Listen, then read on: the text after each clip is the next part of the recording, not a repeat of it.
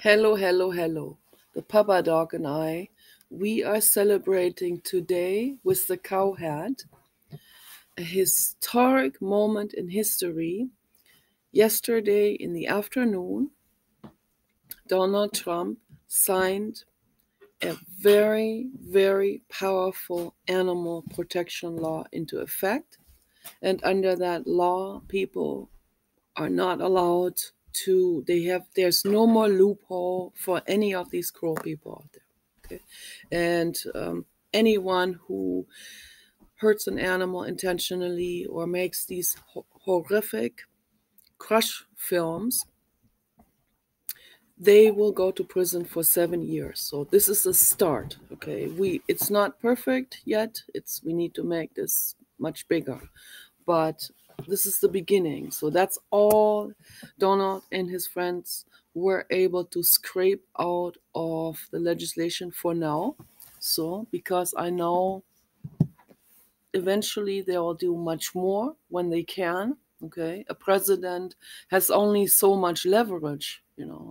So because there's the corporations that with their lawyers, and they have all of their leverage on the legislation as well. So it's not that easy to be the president. Okay, so it's not a dictatorship. Okay, it's like what we have basically is we almost have a complete corporate dictatorship. The corporations, Exxon Mobil, Lockheed Martin, Boeing, Eli Lilly, those real large weapon manufacturing, airplane building, pharmaceutical corporations, they have an enormous leverage. They fought that leverage through, over decades, over 100 years. And of course, so they give money to corrupt previous politicians and to senators also currently, and people who are running for president. And all of these people, they're very eager to take this money and cater to them, and then create laws, sign laws that were handed to them by corporate lobbyists. So that's how it works in this country. Karl Marx has warned us about this. No one wanted to listen.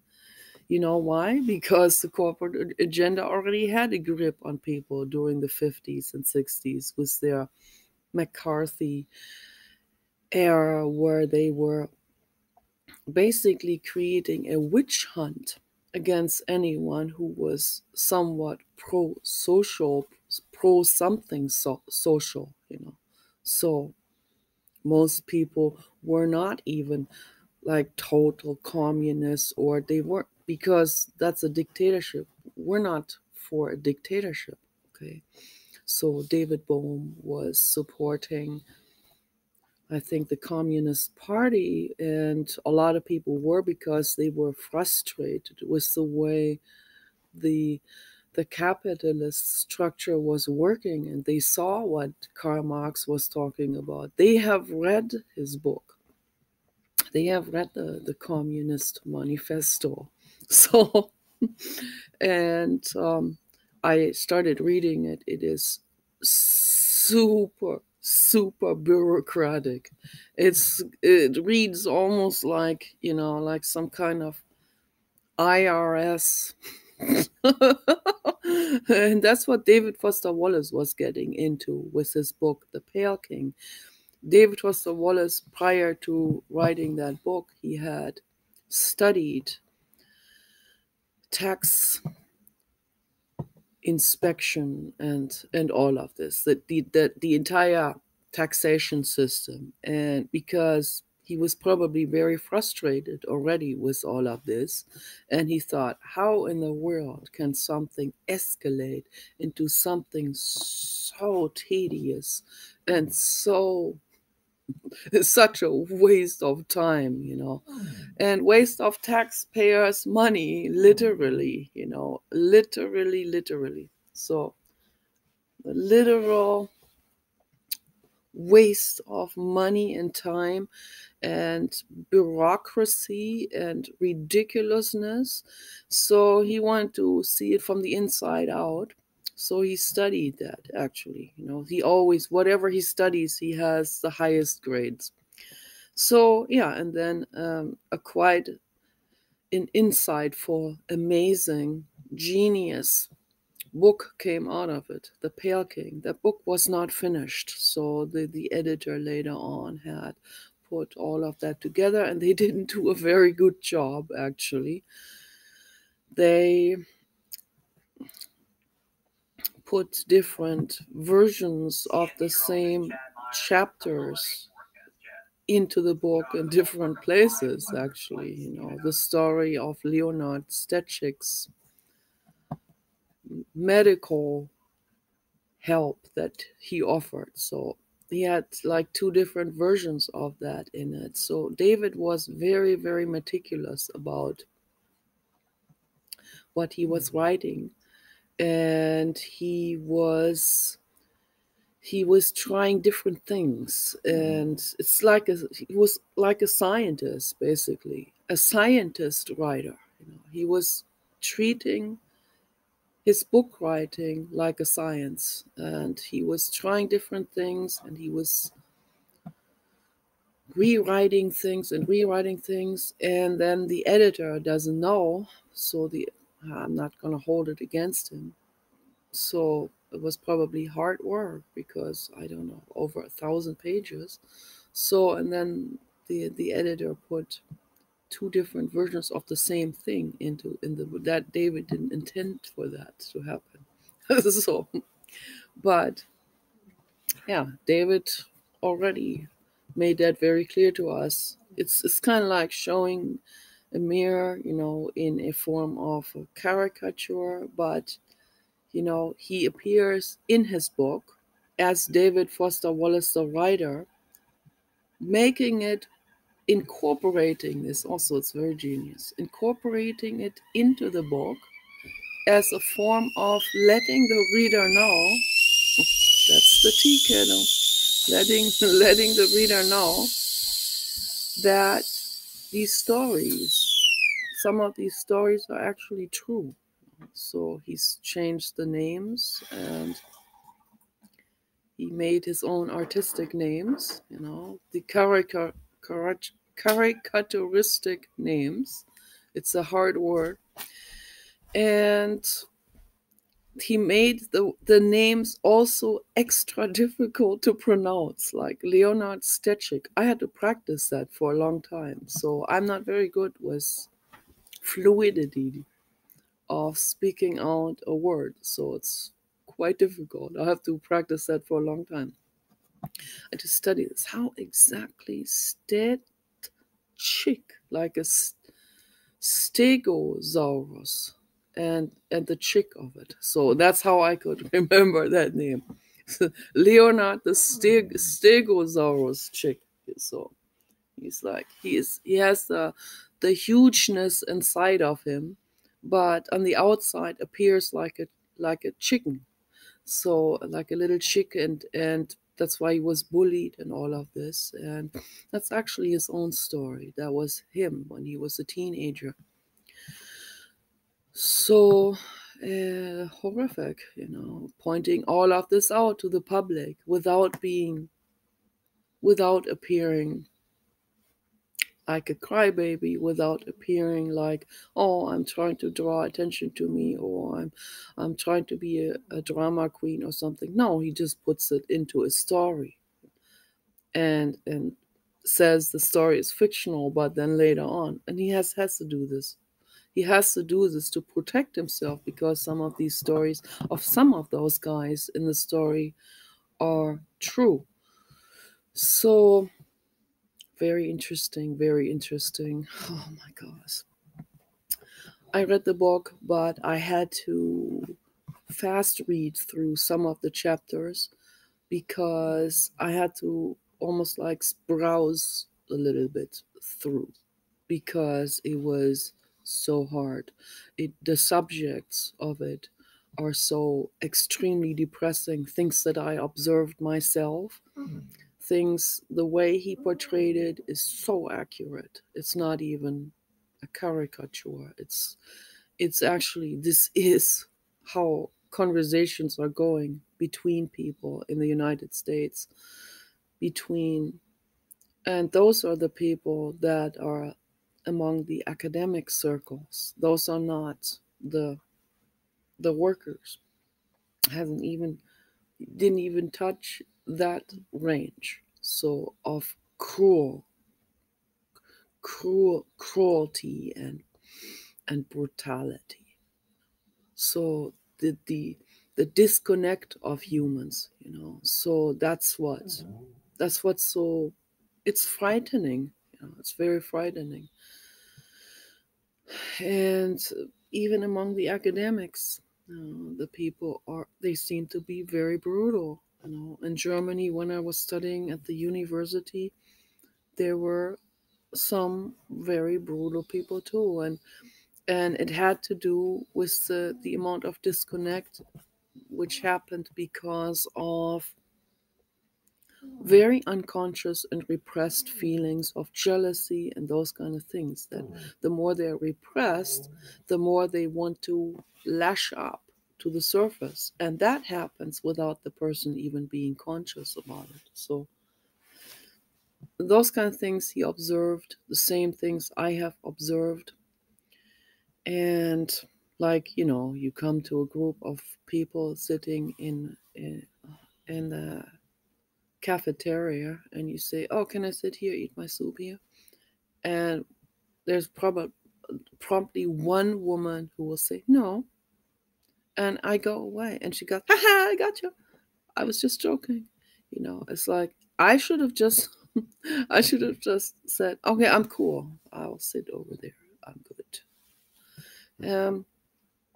And then instead, I sat there, and then after I ate the soup, I passed around my chocolate, even to that mean girl. So I should not, because this kind of behavior should not be supported. You shouldn't laugh about it. You should not be encouraging this type of behavior. It doesn't matter how much it is meant as a joke. A mean joke comes, my dad called it, it's like, I call it trolling. My dad called it side arrow shooting. So my mother was doing it all the time. And that comes from feelings that are unresolved. It will be packaged as a joke. It's like, man, dude, be cool. It's just a joke. Hey, don't make a drama out of it. No, it's not just a joke. It's unresolved issues. That's why I want to create a therapy center, so that we can finally lay these things to rest, so we can finally dissolve all of this and recycle it into wisdom and knowledge in terms of wisdom, in terms of awareness, complete knowing.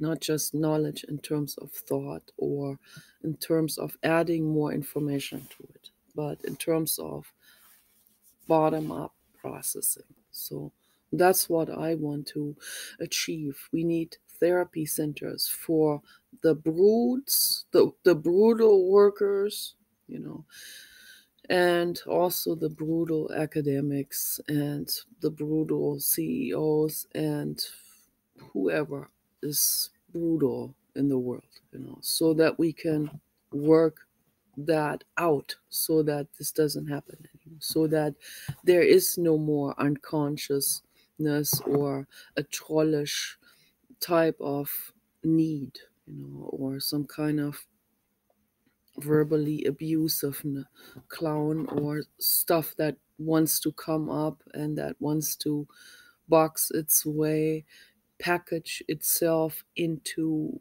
oh, it was just a joke. They have killed people with jokes. They did. They literally did. I'm not just saying this as to be dramatic. It is it is dramatic by itself already. It's very serious, and the sarcasm and the mocking and all of that stuff. Why can't we lay this to rest? Why do we have to continue on that path? It's not fun. It's not funny. And the person who's doing it is suffering on the inside. Okay. I see all of this. Okay. So therapy centers are necessary. You get to see the other person in her wholeness.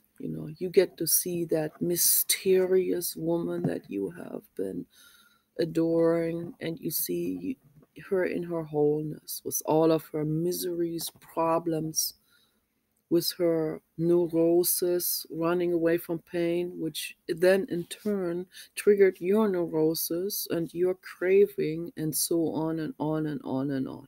Okay, so let's bring people back to ground zero, and let's be who we are, not mysterious women that never fart. Okay.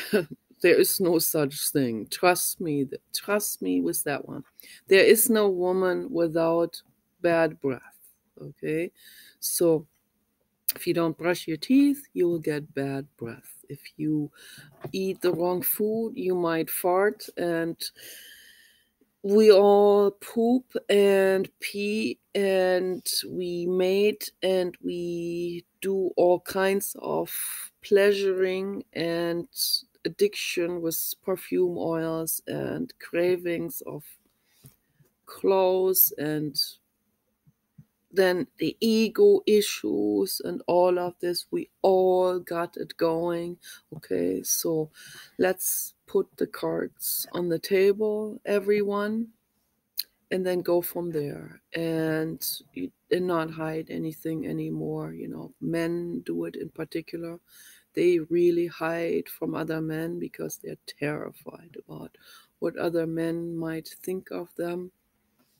They might call them a name. The names that they always use, particularly the Republicans, the names they use. And the Democrats have their own names. But sometimes it also crisscrosses it, depending on society. So, yeah, people are terrified of those particular names, the R name, the F name, the G name, and all of this. Why are you so terrified about? Don't worry about what they think. Let them think whatever they want to think. Okay, or the T name, as in tranny, which I am accused of. No, I'm a real woman. Okay, but it doesn't matter. Like, let them think what they think. So there are real women out there that think for themselves, that dress for themselves, that have their eyebrows the way they wanted, and that are educated, that have gone to school, that are sharp-minded, that have arguments, and so on. And yes, they are still real women. That's why I always emphasize on this, okay? Because it goes on my nerves. I'm not going to give in to that, So, but yeah, of course, they can continue to think and want to believe whatever they want to believe. I'm just giving the facts. Fact checks, okay? So, there are real women, myself included, who are very intelligent, and they may be more intelligent than a lot of men, and let's just accept that, okay? Accept it. So if you want to be more intelligent, then do something for it. Read more books, then you will be more intelligent too. Then we can have a conversation, okay, like back and forth, without ad hominem attacks, without going against the human, against the human personal characteristics that the person can't do anything about. Like, if I don't have a Barbie doll face, for example, don't come at me with this. Okay, so my face is my face. I love my face. I love my body. A lot of people find it politically incorrect. That's their problem. Okay, I'm still a real woman. Okay, always been female. And if my face looks tranny-ish to you, then so be it. Okay, so believe whatever you want to believe. But yes, we are out there, intelligent, real women who are educated and who have arguments. So this is all very annoying, okay? And I see other women that are very annoyed about this as well. So I'm glad to see that I'm not the only one that is annoyed about this. And a woman who will say, "Oh, I don't, it doesn't affect me." Yes, it does. Okay. Trust me, it affects you. You just don't want other people to know that it affects you. Okay? Because you don't have your cards on the table. Okay. I got my cards on the table. It bothers me. I have an ego. I have feelings, but it's not going to shut me up. Okay. So they can continue to think what they think. I'm just laying the cards on the table. So I say it. I, I, I talk about these things. I talk about my own life because I use myself as an example in this. I am in the middle of this entire conundrum of humanity. Okay. And I am just another person, regular person who suffers. Yeah. And I lay my cards on the table, and if everyone did that, the world could become a better place. Okay, and we can make things better, and instead of lashing out, but these are very unconscious processes. Okay, I see that in my mother. Like, if I point something out to her, if I catch her in the act and I say, "What you just did there is very hurtful," and she will be very shocked about her own ways of behaving because it's completely unconscious. She'll be like, "Oh my gosh, I'm sorry, I didn't." Or in one instant, where I showed her some singing video of mine, or just because I had a phase where I felt better, I felt creative, I was writing songs and so on, and she'll say really mean things suddenly, like, "You can't sing." It's like, it's not even about this can sing or can't sing. It's about expressing yourself in a fun way. It's like, gosh, if I walked around my life constantly thinking, "Oh, can I do this? Or can I not do this? Or maybe I can't do this. Or maybe none of us can do this. It's not in our genes. I better not even try." This is a completely wrong approach to life. You can sing, you can, of course, you can, if you practice it long enough. You can paint too. You can write poetry if you practice it.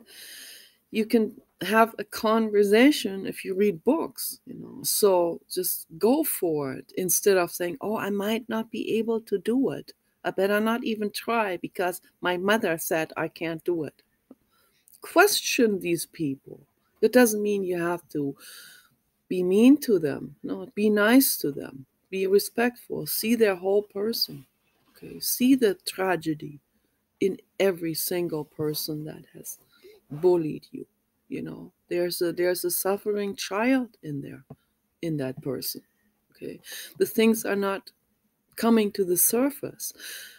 That's why they are lashing out at other people. Okay, because they're very unhappy. So, okay, I just wanted to talk a little bit about the psychology of stuff. Everything ties in with one another. But anyway, I am just infinitely grateful for Donald Trump and everyone who helped. That other guy, I forget the names, Buchanan was one. I remember that name now because of Pat Buchanan. So, but that was not, not Pat Buchanan. So maybe his son, it was his son. I don't know these people, but anyway, several people that One guy's name sounded like Tolkien, like the writer Tolkien. I don't know. But I am infinitely grateful to all of these senators, to all the animal rights activists, and to all of us, myself, Paul, all of us included, the Papa Dog support, all of us included, to bring this law into effect. So, thank you, Donald Trump, for everything, infinitely much. You are the best.